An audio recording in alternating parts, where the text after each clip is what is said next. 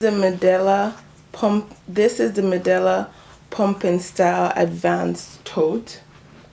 It comes in black and it has a handle. In this section, it has a little drop down flap and it has the machine right here. So you can buy just this part without the entire tote, but I like this tote because it has space for me to carry my milk when I am done pumping, and I pump a lot now. In the morning before I go to work, and I pump at work 2 times, and I pump 1 more time when I come home.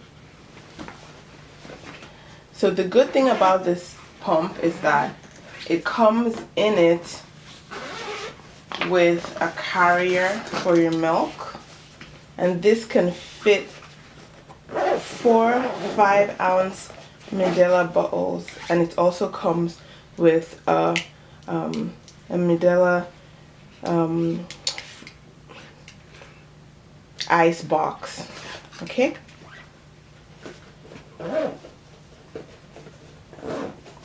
Inside the tote, you have your attachments.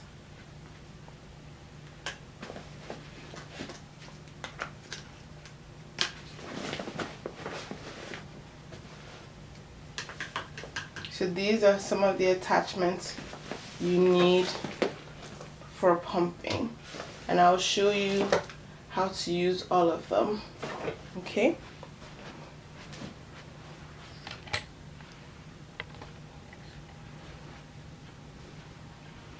So this one, it comes in 3 pieces, or 4 if you think about. This is the bottle. It's a 5-ounce bottle. You have this part. This part is called the flange, and this part is what goes onto your breast. So your breast will be right on this side. And this one is the standard. It's a 24 millimeter flange. There are bigger sizes depending on if you have bigger breasts. And this also is another part of it. This is the membrane, and then this is the adapter. So when it comes, it's all separated in like this, the flange, and then the way you put it together, very easy. You put this one first, you just push it in there. The flange goes right here, and the bottle goes right here. Sorry, these are a little wet, I just rinsed them. Okay, so this one is already set up, so these 2 are ready to go. Now to attach them to the pump machine, what you do is, I will bring the pump machine closer so you can see.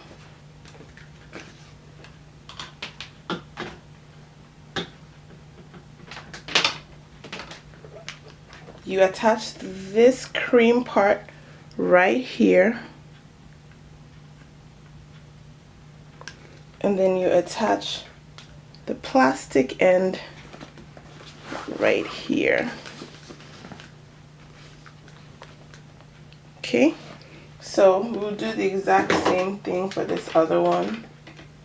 The cream part here and the plastic part right here. So these 2 are ready to go. So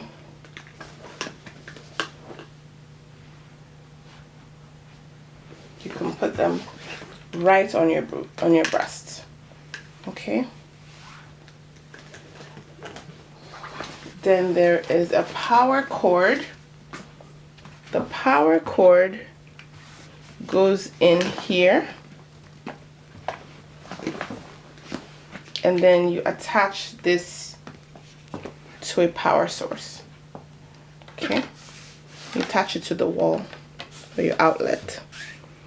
Then when the pump is going, to start the process of pumping, you increase this top right knob to the right gradually and you feel the suction power on your nipples and your breast, but you don't want to go to the point where it's too painful.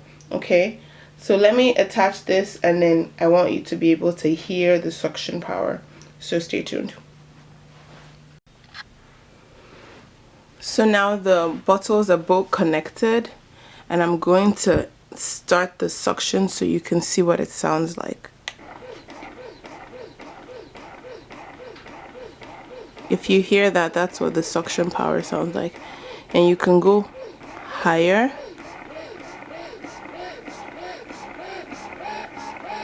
or you go lower based on how much pressure you need. Okay? And then this button changes the style of how much pressure it's coming on the pump. So it's like a different pressure points to let down to help you get the milk out.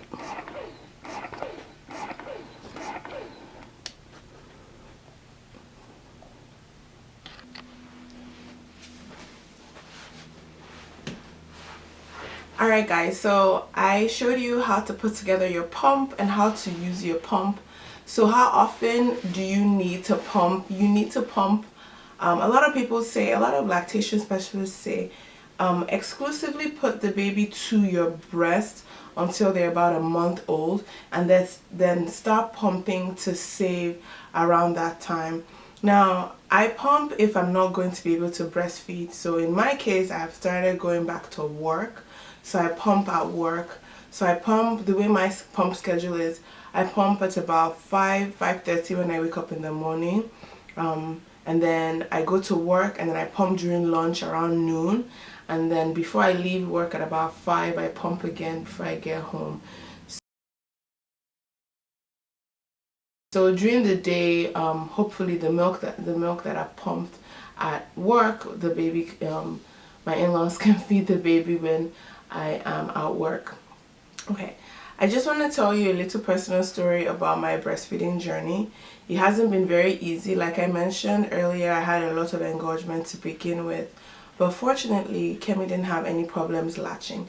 She's a nicely well-fed baby. She loves to eat, so if you give her breast milk through a bottle or through directly on your breast, she's ready to eat it however you want. But a couple of years ago, about 2-3 years ago, when I was in residency, I discovered a lump in my left breast, and the lump was right behind my nipple. And I thought it was, you know, a lump that's not important or anything like that, but I still went to see the doctor about it. So I had an ultrasound, and they said to wait about 6 months to a year. I waited, came back twice, saw 2 different radiologists, and they both said, you know, they just would advise me to go see a surgeon and consider taking it out because they didn't like the way it looked. Now, I don't have any cancers in my family, fortunately, but as a medical person, talking to another medical person, when they say things like that, in all honesty, you get very worried. And so I went to see a specialist, and he felt like he didn't think it was concerning, but the radiologist had stressed that maybe they should just take it out and see what it is under a microscope. And so we took out the lump when I was in residency, which was obviously a very difficult time for me, but fortunately the lump was completely benign, meaning it wasn't anything that had to do with cancer at all. But fast forwarding to now, unfortunately for me, I think because that lump was right behind my nipple, and when they took it out, even though I was promised nothing would happen to my breast milk supply, I got engorged right after I delivered in both breasts, but my left breast never really made any real amount of milk. So I'll show you pictures so you see when I pump like how much milk I get out. Not that much at all from that breast. So because I'm a big advocate for breastfeeding, and I've always hoped to breastfeed Kemi, I've been working my right breast a lot, and you know, she's doing pretty well. So because of that, Kemi's not exclusively breastfed. She gets some formula in the middle of the night she gets formula, and sometimes during the day she gets formula. So sometimes she gets like 2 to 3 bottles of formula a day, and that's fine. I felt really bad for it for a long time, but it's something out of my control. So that's the same thing that goes for moms who don't breastfeed, who give formula. Let's not shame anybody. Everybody is going through different things in their life. Some people, their breast milk just never comes. It's not their fault, and I'm sure they would love to breastfeed if they can, but they can't, and it's okay. Formula these days, they try very well, or very much, to get it as close to breast milk as they can, but it's not always possible. That being said, some people, when they have trauma to their breast, if they have an infection, or if they've had cancer, or different things like that, they can't breastfeed. So like me, I'm a proponent of breastfeeding, but I'm only breastfeeding currently from one breast, and I'm not ashamed to say it because that's real life. So let's not shame anybody that can't breastfeed or who doesn't want to breastfeed. It's their choice, but we do try to advocate breastfeeding for everybody because it's the best is the best component of preparation of food for a baby.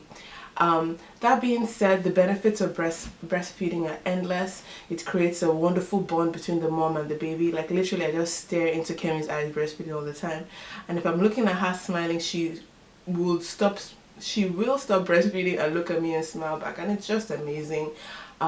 The milk comes out at the perfect temperature. The milk is free, you don't have to buy it. She gets all her nutrients and from it, proteins, and she gets fighter cells that I have been exposed to. Like she gets, this is just my way of explaining it, she gets fighter cells from me based on the infections and things that I've been exposed to, pass down to her, so she doesn't have to, so she already have, they call antibodies. She's already ready to fight whatever infections that she gets across, because she breastfeeds. So breastfeeding is amazing. You know what I mean? It's one of the best things you can do for your child.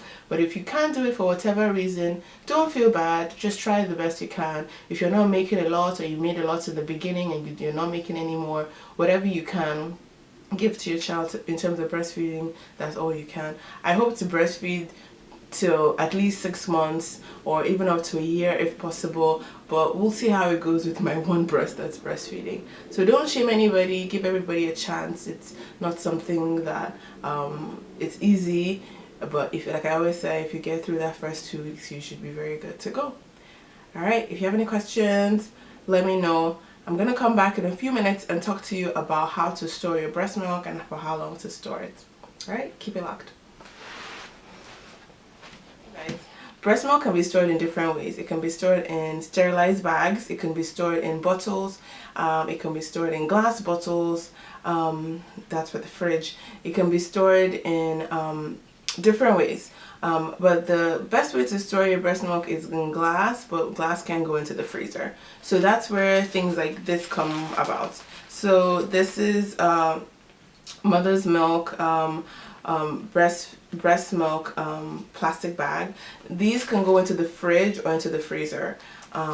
They show you can buy them online. You can also buy them at Walmart, Amazon, wherever you buy your breast milk supplies. But these hold up to 6 ounces at a time, and they have a spot here for the date and time that you pumped, or you put the milk in here, and they can be stored flat in your fridge or flat in your freezer. And there's a line here you're not meant to go past. So you're not meant to go past 180 mLs or 6 ounces. If not, like, the milk doesn't really stay fresh anymore. So what I do is I pump, like I showed you, into my bottle, and if I'm going to put it in the freezer, I put it in here and I lay it, and actually I stand mine. I get like a Coca-Cola carton, or like a carton of anything that is this wide, and I just stand all of them that way. I really don't have that many, but before my in-laws came, I tried to freeze a couple of bags, and I save them that way. Or sometimes if I go to work and I can pump and put it in here and bring it back home.